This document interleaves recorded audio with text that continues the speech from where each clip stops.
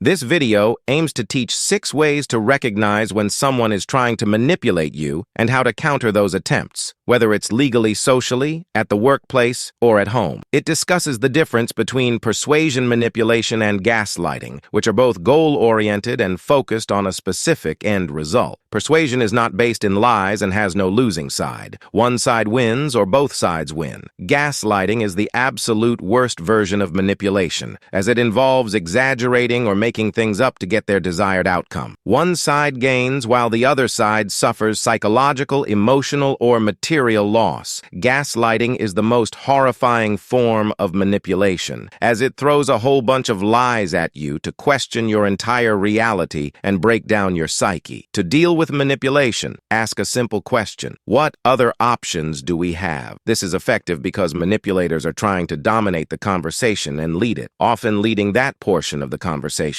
When you ask what other options do we have, they will consider other options, weakening their stubborn end goal. If you say what other options do we have, and they get offended or seem angry by you wanting different options, you can be pretty sure they are trying to manipulate you towards that end goal. In summary, this video provides 6 ways to recognize when someone is trying to manipulate you and how to counter those attempts, whether it's legally, socially, at the workplace, or at home. By understanding the difference between persuasion manipulation and gaslighting, individuals can better protect themselves and others from manipulation. Manipulation and gaslighting are 2 common tactics used by individuals to manipulate others. The first is to tell the person about their mental or emotional state, which can be psychologically powerful. Hypnotists often use this technique to make someone feel a certain state by talking about it. However, in manipulation, the person's mental state is often broken down by the interrogators. A terrifying example of manipulation is Buddy Woodall, who was in jail for 3 life sentences for something he did not do. The interrogators often told him his mindset, breaking down his mental state. To counter this, one can ask why they say that, argue with them over what's happening in their head, or simply say, "I know what's happening in my head." The third technique is to present personal opinions as facts, which can be used to manipulate the person. Examples include a salesperson claiming their computer is for you, an interrogator stating they both know you and the victim didn't get along, or someone in a relationship saying you're always out flirting. These tactics can be used to level the playing ground and dominate the conversation. One way to counter these techniques is to ask questions, such as, "How do you know?" or "How do you know?" This question takes the person's opinion out of the window, making it seem like their opinion doesn't matter. This technique is particularly effective in interrogations, where the person is on defense and the conversation becomes more equal. By understanding and addressing these techniques, individuals can better navigate the complex world of manipulation and gaslighting. The fourth manipulation technique is ambiguous social proof, which is a psychological principle used in persuasion, marketing, and sales. It suggests that telling someone what other people are doing can cause them to want to behave the same way. This principle has been tested and proven repeatedly, with tribal times being a threat to survival. However, ambiguous social proof is different, as it is not based in fact. Malacators often use social proof to manipulate individuals into thinking there is something horribly wrong. They may say things like, "Everybody knows how angry you get all the time," or "Everybody at the party was talking about how you embarrassed yourself." To counter this, they can ask questions like, "How do you know that?" or "Why do you say that?" They can then bring facts and back up their statements. To deal with ambiguous social proof, it is important to consult a third party as a witness. In legal situations, it is crucial to always answer questions with a lawyer, even if there are no witnesses present. In sales situations, it is essential to consult a third party to verify information. The worst indicator of manipulation is using a phony picture of a truck similar to Kenneth Osborne's during his interrogation. This technique is unacceptable and can be used in various contexts, but aims to go more towards fact and away from opinion. In summary, manipulators often use ambiguous, social proof and third-party witnesses to manipulate individuals into believing they are lying. By avoiding these techniques, individuals can avoid manipulation and maintain a healthy relationship with others. Studies show that providing evidence of something that didn't happen and looking realistic can lead to fabrication of memories. One study by Kimberly Wade, "A Picture is Worth 1,000 Lies," showed that 50% of people recalled a photo of them as a child on a hot air balloon, even if it wasn't real. This is because our memory is highly flawed, built for practicality rather than accuracy. Emotions, creativity, and imagination can lead to fabrication of memories. In interrogations, showing a picture that is not real can cause a false memory in the person's head. To avoid manipulation, excessively critical thinking, asking for more evidence, and not accepting others' opinions is crucial. People who exaggerate or fabricate are also lying, and deception can be seen in their behavior. To detect lies, analyze footage